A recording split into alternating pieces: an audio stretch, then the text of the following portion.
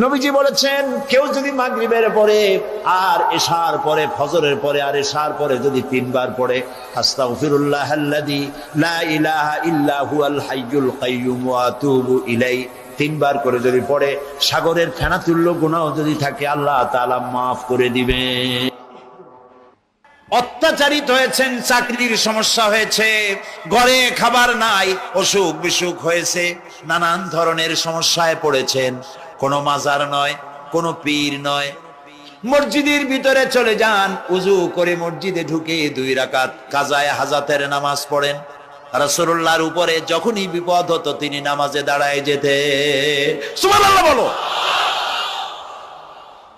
আপনি কেন যাবেন একটা কবরের কাছে?